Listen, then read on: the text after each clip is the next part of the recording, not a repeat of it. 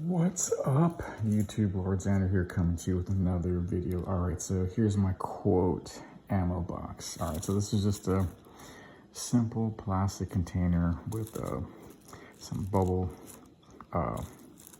wrap in it, for packaging. So this is what I have. All right, so in my AR-6 Stonger II, I have 6 of these aluminum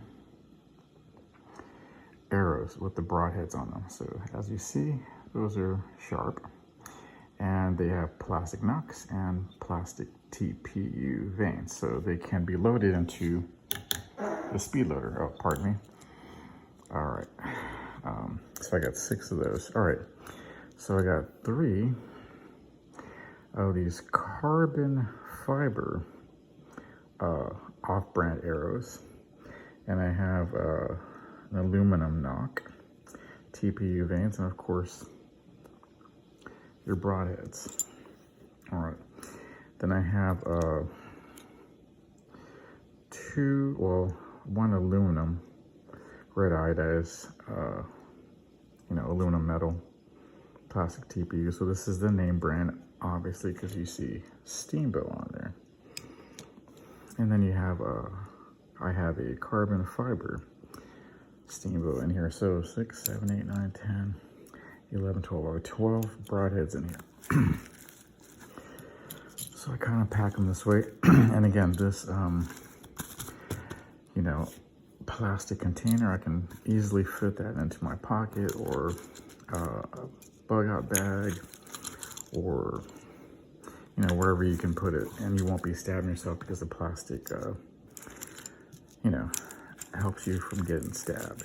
All right, so those are the broadheads I got in there. All right, so I have 6 of these off-brand bulk and tip arrows. So got these black ones. These are the same brand. I have featured these in other videos.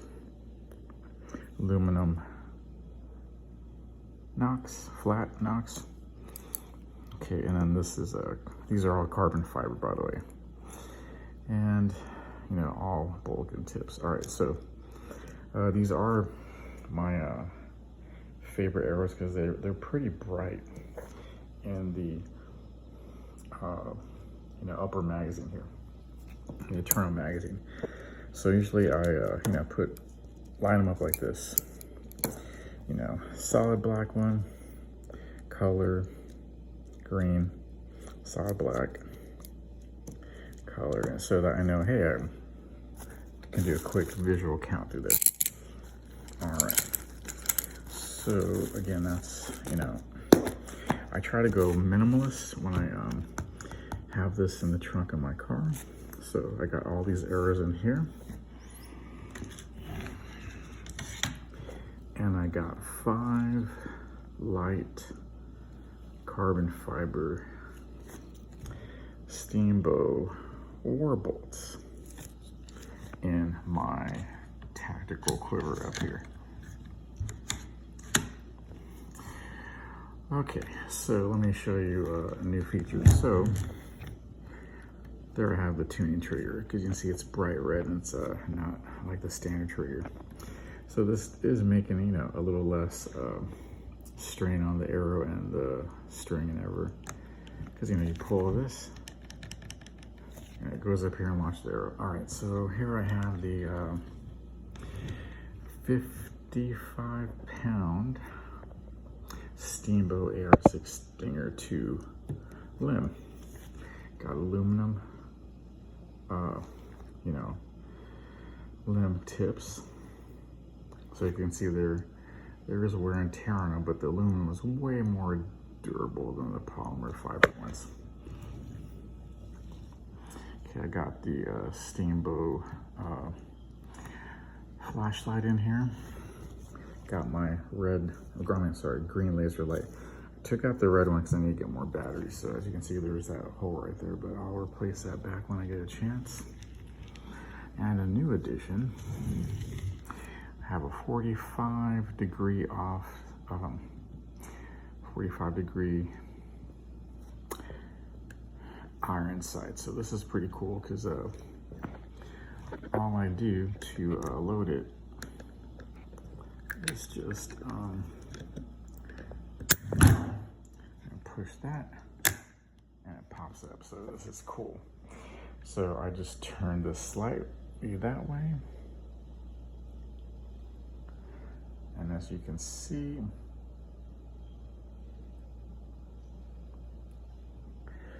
it's lined up so I can get, you know, an iron sight on there. Now, the disadvantage is I cannot put another tactical quiver. I have to keep the flashlight here. But, you know, you want a flashlight on your compact or tactical AR-6 Stinger crossbow. And, you know, 2 laser lights is fine, but, you know, one's fine for now. So I got the green one right there, and it's rechargeable. So there's a port right there, as you can see, to recharge. And then, you know, I can adjust the sight. So I'm gonna do that later to, you know, get that, what do you call it? So I can make it more accurate. But the iron sight is a pretty cool addition. I'm gonna turn it slightly gangster, and then there you go. So I just have to figure out how to line that up, and we're good to go. So I also have the, you know, the, what do you call it? The hook on here that fits right on the external magazine. And this is where my 1-point, you know, strap can go. So I can, you know, have this hanging off, you know, strapped around the middle of my body, which is cool. And I, you know, can have hand-free whenever I need it. So folding stock, that's pretty awesome. So let me put this back on here real fast. I can do hands-free, so I can make this more compact, either in my you know, bag. Put these down, and of course I can remove the arrows, and since I have the you know, thumb screw for the upper lid, I can take that off and quickly remove the QD so I can have an even more compact thing, so it fits even easier into a backpack. It doesn't take that long to assemble it. So hopefully having this, just again being bare minimal, and, you know, I don't want to carry like a big old bag into work that, you know, obviously I can lie and say, oh, it's a violin case, but nope, that's not going to fly. So I leave this in my trunk, covered up, and, you know, that, you know, it's better than having nothing. Again, at some government facilities, if you do have literal firearms and they're discovered in your vehicle, you're in a boatload of trouble. I mean, not only will you probably be fired, you will also, you know, face possible criminal charges depending on your state. So I advise you, you know, obviously don't pack rifles and pistols unless you check with your state's laws. If you're in a blue state, you're probably effed. If you're in a red state, you'll probably be all right. But again, this is not classified as a firearm.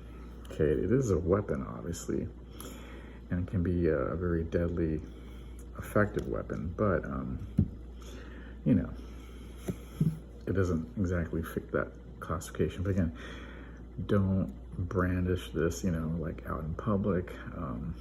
You know, you're gonna scare people, because, you know, from a distance it does look like, you know, I guess to the ignorant people, oh, that's an assault weapon, you know, or some type of rifle, when obviously it's a, you know, pistol crossbow.